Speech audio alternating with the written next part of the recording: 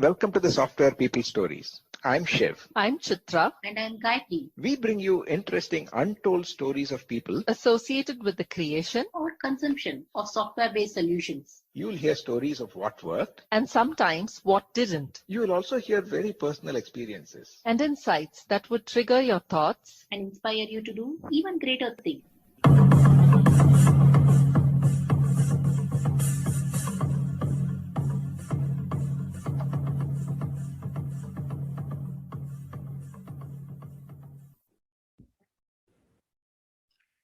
Today, I'm in conversation with Brij Sethi, a principal consultant at PM Power with over 35 years of experience in the IT industry. He shares the experience of his growing up days in Pantnagar and developing a passion for reading books. Then he goes on to talk about how he became an electronics engineer and after the first job, wanted to pursue a career in management and took up an MBA, where he learned transactional analysis and applying that in the context of organizations. How he went back to being a technical engineer in designing an ECG machine, and later on playing multiple roles in terms of managing projects to becoming a CTO, and how he discovered his passion for teaching and helping others. His stint with being or launching a startup, as well as how he accumulates or keeps track of everything that he reads. He talks about spending time in capturing the state of his mind before switching states, as he plays multiple roles, wearing different hats, such as a facilitator, as well as someone who owns the outcome.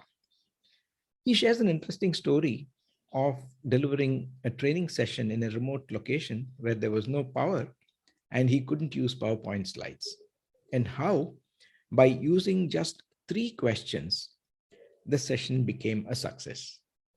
All of us can use that. He also shares his experience of being in a father-son founding team in his startup and the trigger and the satisfaction he derives from his podcast. And like with other guests, he also shares his career advice for people considering careers in IT. Listen on. Hi, Brij. Welcome to the Software People Stories. Hi, Shiv. Thank you for having me here. Yeah, the first time when we met, I actually was very curious because I had heard about you from JV and others, and I wanted to know your story. And I thought that will be of great interest to our audience. So we'll start with your origin story and maybe your career trajectory, and then we will take it from there. Sure, I'm happy to talk about it. I grew up in a university campus, Pantnagar University, actually. This is near NainiTal in Uttarakhand. It was Tarai, a very green place. Childhood memories are of cycling around furiously on the road, climbing trees, and playing all the games that children without resources play. And growing up rather quickly because I had a passion for reading books and used to put myself in the library. In the library, it was basically a library for students who were studying in the university, but nobody wants a small kid around trying to reach for books on the shelf now. But I managed to read a whole lot of encyclopedias and I think quite a few books which maybe I wasn't even supposed to read. So that's how I grew up. There was no 11th and 12th for students in Pantnagar, though of course there were big college afterwards. So I moved to Chandigarh. I wanted to be an engineer by then, and mathematics was a subject very dear to me. So my plea was that either I'll be an engineer or I'll get into mathematics, one of the two. I did 11th and 12th and got into Punjab Engineering College, got into electronics engineering.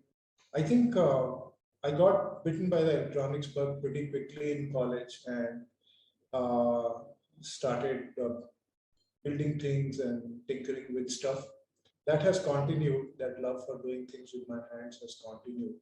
After college, I wanted to be in software because that was the happening thing at that time. And I happened to have a hardware job. So I went and asked my then boss, what should I do to get into software? And he said, oh, you must do an MBA. And I think he thought I'm asking him, how do I get into application software? Anyhow, I took his advice seriously. And that was probably one of the few times when I really listened to my boss.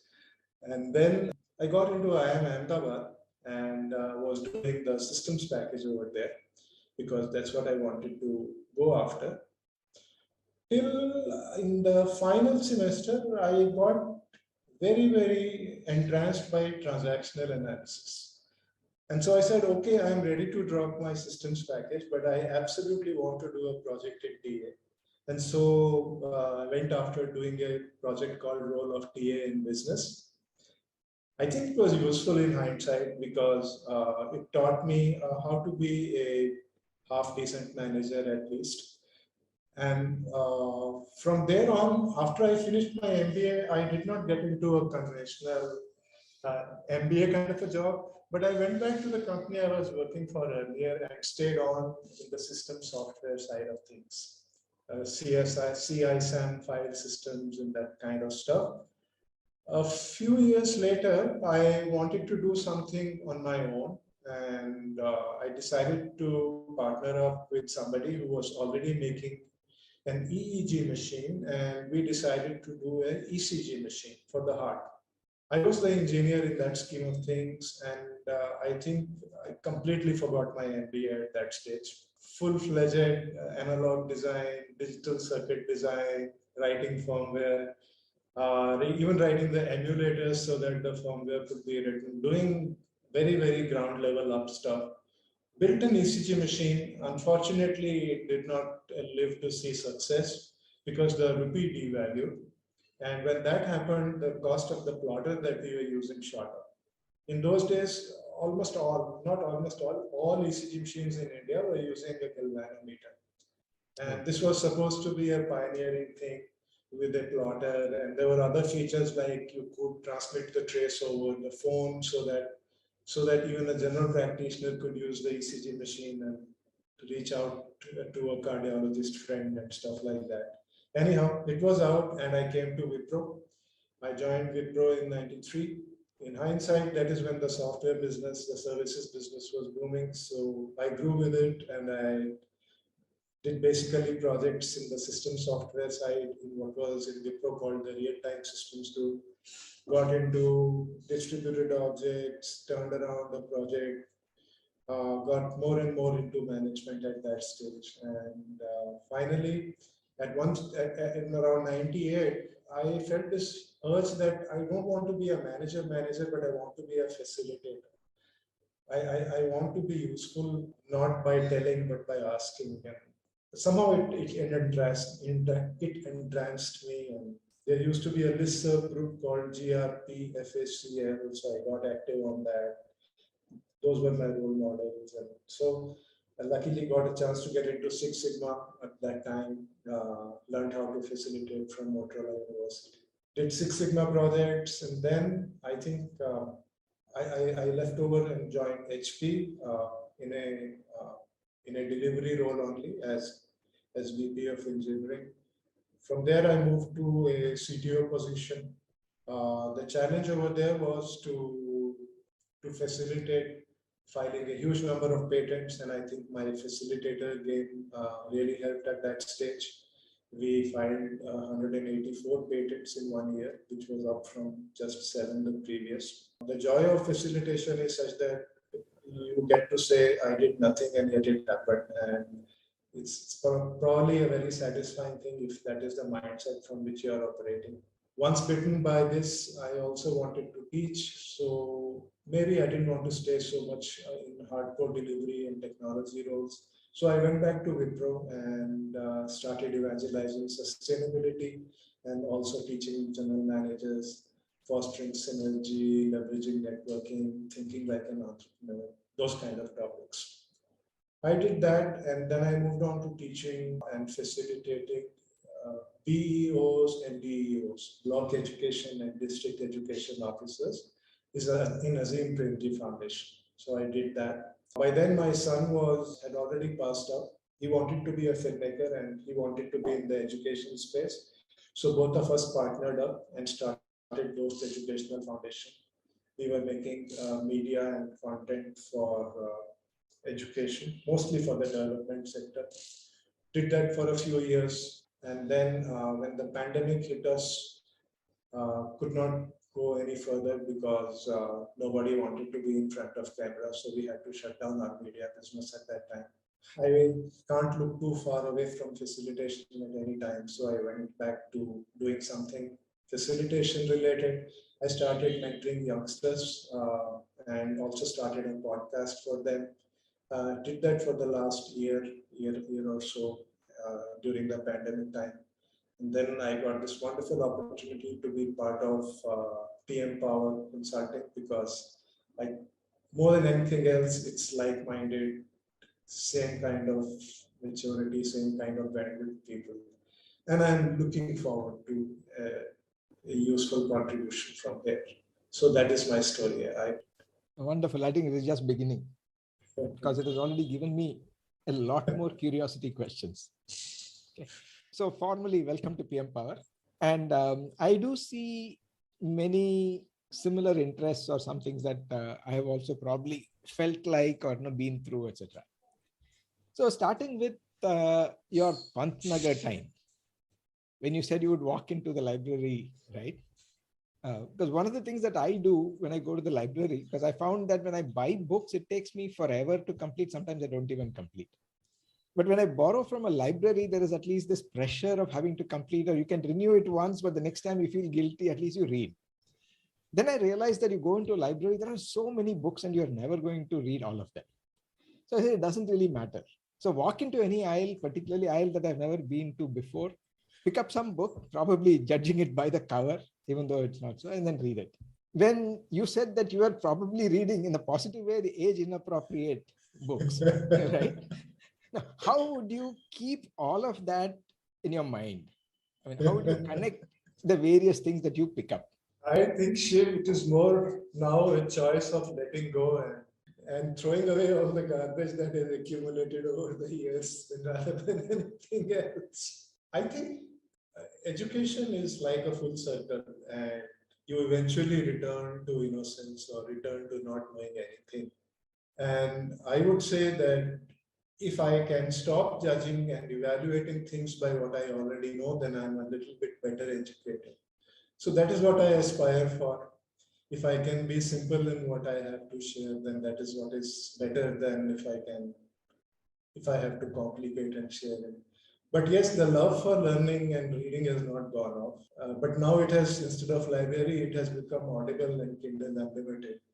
While the medium changed, one is about connecting the dots, because every book or every Audible thing that you listen to, etc., is probably going to trigger some thoughts, some things you might have experienced, maybe something you get curious about, or some things are just tips that you want to try out or you want to share with others. So do you have a system where you kind of keep an index of sorts? I think that has been a quest for many years, how to do that. And I have clutters in G Drive to show for it. But I think today I am a big fan of Obsidian. Obsidian is a personal management tool that works with Markdown and files on your own machine. I was an early adopter. I adopted it early last year and I swear by it today.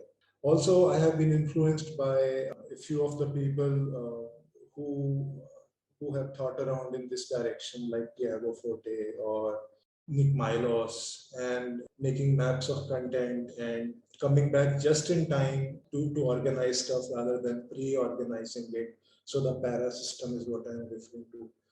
But essentially use Obsidian and touch type away to glory and then come back because you can search it easily. I think that is what seems to work for me today. So how does this help you? Because you mentioned later on that you love facilitation, and facilitation is always in context, right? I am not sure if it helps me unless I digest it. I have to consciously make an effort to digest it. Otherwise, it is just undigested. So maybe reducing the amount of intake consciously reducing, becoming more choosy and fussy about what I read and expose myself to, is both useful for my reflection and contemplative part, as well as for, if I have to do only facilitation, then I would probably leave my mind empty rather than saturated. Probably a similar question in terms of the application of TA in business that you mentioned. While TA, from my limited understanding, is a model that will help us understand relationships, particularly when you talk about the parent-child kind of a model. So when you apply to business, did you have to rethink or remap some of these patterns or some of these states or roles, or did they fit in naturally? Shiv, I think TA did two things well. One, it provided me a language and framework to see situations that were dysfunctional for me. So if somebody was pushing me into an adaptive child by being a critical parent to me, now I had a language and now I had recognition that this had to be fixed rather than trying to continue in that mode. And TA kind of says that the default state is that both of us are self-empowered and both of us are capable in our own rights. I am okay, you are okay. And therefore, the moment you know that this is the desired state, a simple real-time correction or even an intention or just stopping and discussing about the state rather than the content on hand, there are many fixes that emerge the moment you become aware. And TA provided the awareness, TA provided the language to recognize that this awareness is happening. From that kind of an awareness, again, pardon my questions because I'm fascinated by the breadth of things that you've done. For example, from TA, which is somewhat, I would say, touchy-feely, abstract kind of things, to Six Sigma, which is all about measurement and trying to apply it to either fix defects or improve and all that. One is, now, how do you transition between these states of thinking or operation? And second is, do you find these complementary or contradictory? So first, transitions. I think transition has always been a challenge. When I was doing the ECG machine, I would struggle for at least half a day while switching from doing firmware to doing hardware design. And over time, so there used to be a microprocessor called TMS 9900, which is the Texas Instruments processor in those days. And it had this wonderful way of saving its state in alternate pair of registers and pushing it down the stack. Okay.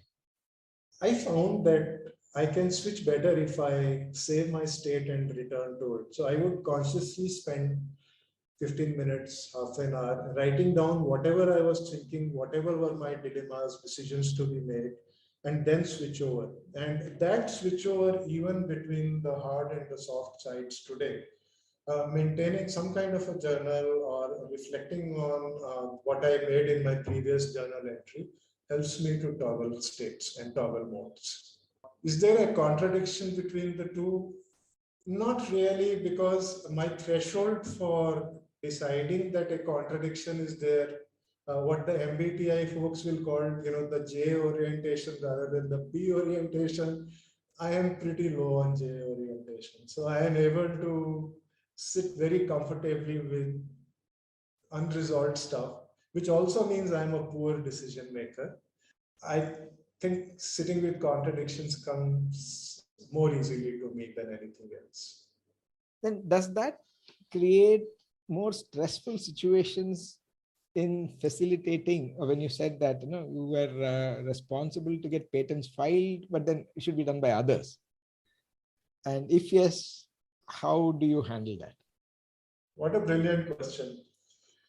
So I think my supervisor caught it in time. He caught it very early. And this wonderful gentleman, Subbu Vempati, in those days, he said that you have to wear two hats, the facilitator hat and the outcome hat. As long as you are clear in your own mind, these are two separate hats, you'll be okay. And I think that advice was golden. And I would say that to anybody who is responsible for outcomes, and is trying to achieve them in a facilitator way.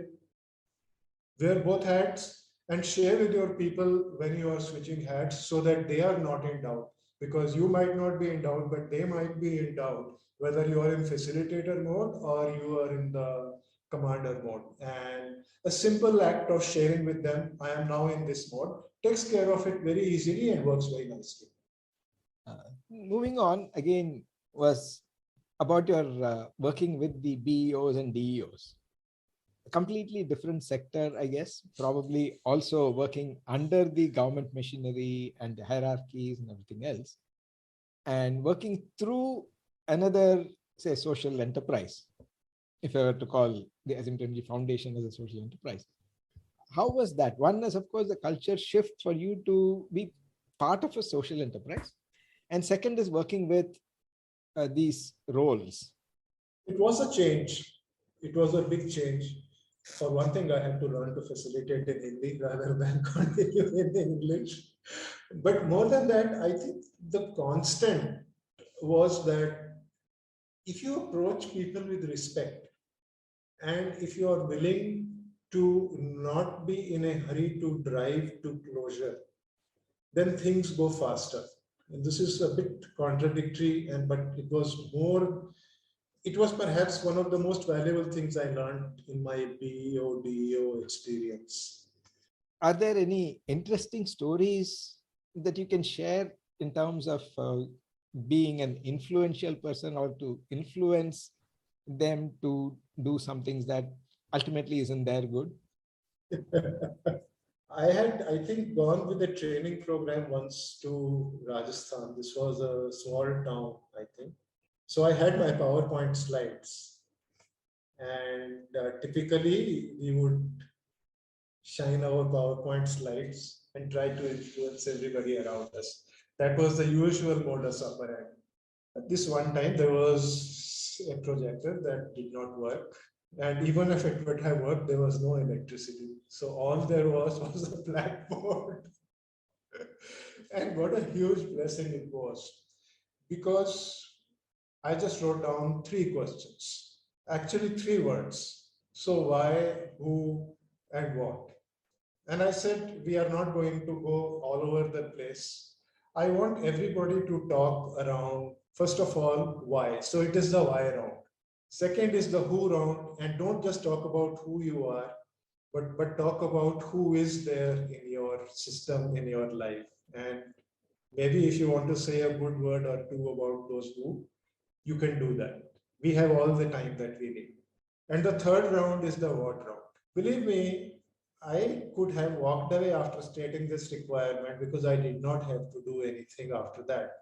Those guys took care of managing their session, coming out and opening up and actually appreciating those who were there in their system, and then coming up with an action plan afterwards. And they were shaking me by the hand and telling me, "Saab bahut acha hua, saab bahut acha hua." So I said, "Bhai sahab, मैंने तो कुछ किया ही नहीं, मैं तो चुपचाप कोने में बैठा हुआ हूँ." So that was the kind of thing that happened by just letting be. Yeah, very, I think, practical, and seems to have achieved the purpose of getting them to take ownership. Yeah, sometimes you just have to create an empty space for ownership to happen. We keep filling it up, and if we can just keep quiet and let it become empty, then it fills up more easily. Another thing that you mentioned is also probably a multi-dimensional question. Now, one of the startups are hard by themselves. Now, being an entrepreneur requires probably a lot of things to be juggled, etc. And the startup, the founding team is also something that is very, very important. When the founding team is father and son, does it change the dynamics? Because they say that you need to have a team that is together, but then the TA model of being a parent, does it dominate, or treating son as a child, or how does that work, and how did you evolve something that would make this work? Well, I think it happened. First of all, I have to tell you that because my son grew up with me, so he is used to dealing with the facilitator types. In his childhood, he would be asked, you ask yourself what you are thinking and what would the answer be. So he was used to dealing with complicated questions like these. So that did not stop him from anything being other than my equal. And the credit goes to him that he struck a wonderful balance between being respectful and equal. Also, we were working with media, and I was new to media, and he had made documentary films, and that was his area of expertise. So I was the beginner on the block in some ways. I think that helped hugely because if the roles are clear and if you are clear that your job is to just make him successful, then it goes easier. It doesn't mean we didn't have uncomfortable moments, but the ability and the willingness to talk and make it work. I think those conversations are the most precious investment that I have made in the last 10 years. So much so that today he and I can talk. I think we will continue to enjoy that. I don't think a father at the threshold of 60 can ask for a better gift than that. Very inspiring, I would say. Yeah, because working with friends also, sometimes you hear all these stories of the founding teams falling apart or having conflicts, and more so in other situations within families. You find when everything else is fine, but maybe some issue kind of polarizes positions, and people seem to have, in hindsight, they say, oh, maybe it was a silly thing, we could have got over it. But then when it happens, I guess in a family situation, it becomes a little more sensitive, I guess. Yeah. I think genuinely caring for each other and forgetting at the end of the day whether this matters or not, because caring is above that. That was a huge plus. And I think if I recall, you mentioned your foray into podcasting. What was the trigger and how has that experience been? The trigger for podcasting came from my daughter. She said that you have so much to share, you are shy of sharing. So why don't you find a way to share what you can share? First of all, she has been pestering me to write a book for I don't know how long, and I'm too lazy and have never gotten around to doing anything like that. So I said, yes, podcast seems doable. And my son said that he will help with the technical bits. She said she will help with the launching bits. And the pandemic had just started, so we didn't have anything better to do.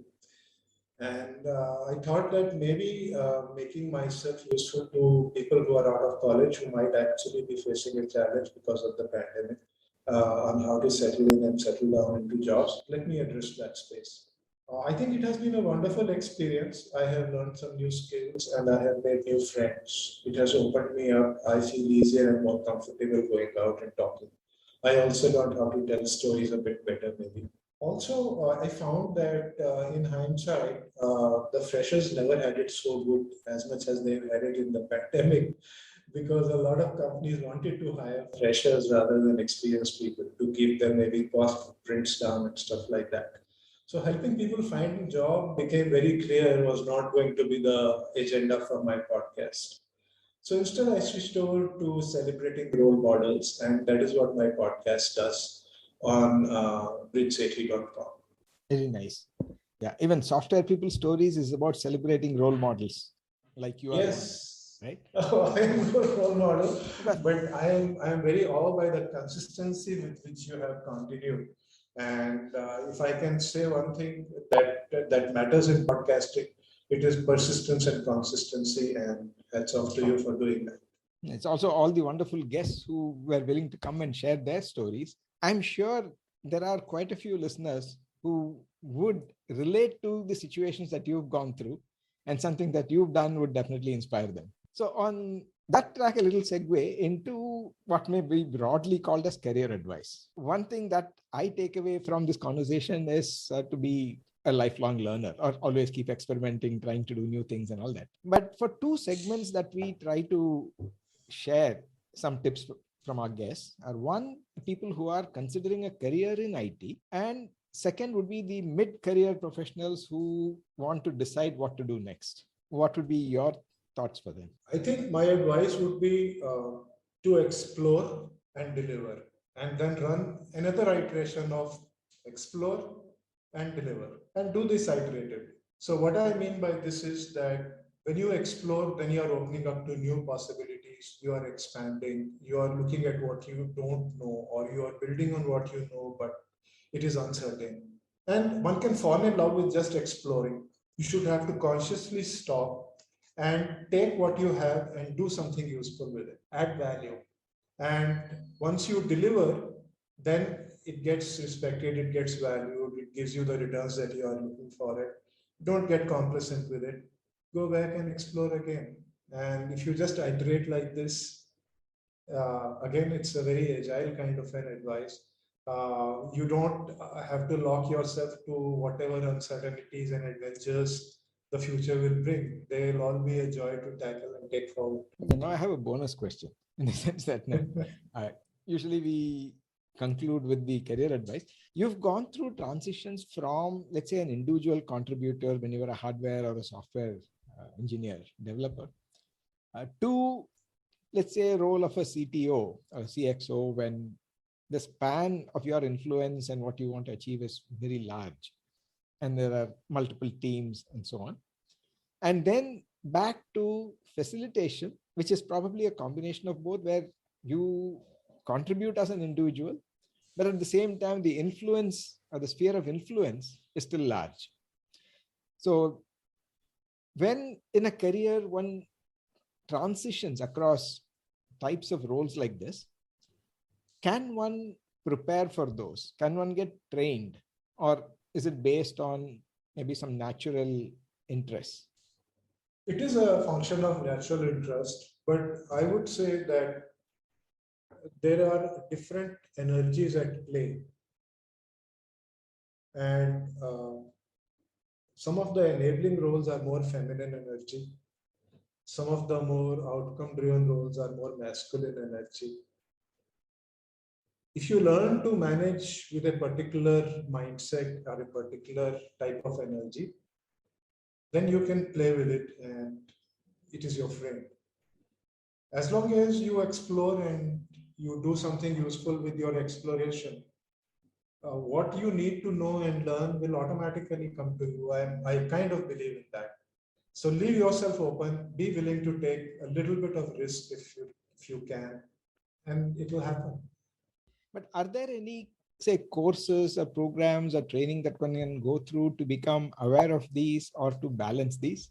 School of Hard Knocks. Because maybe I'm overreacting to the fact that I reach out for a book at the drop of any such situation. So my first instinct is to go to Amazon.com and search for a book that matches what I'm looking to solve. And over time, I'm realizing do less books, do more experiential, step out and step there. So therefore, at this moment, my advice is School of Hard Knocks. But in reality, I do a lot of exploring and so the internet and wherever information seeking can happen. Thanks a lot, Brij. This has been a wonderful conversation. We are limited by time, but I do have a few threads. I think we might find some common interests. Shiv, thank you so much for being here and for being such a wonderful host.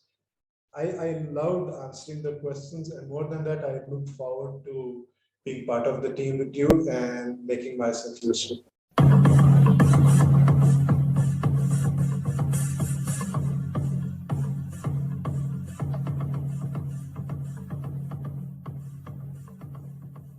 We thank Siddharth for the music and Anita for promoting the Software People Stories. If you like this episode, Please subscribe on your favorite podcast client. And spread the word in your network. if you'd like to share your story, Contact us at podcasts@pm-powerconsulting.com.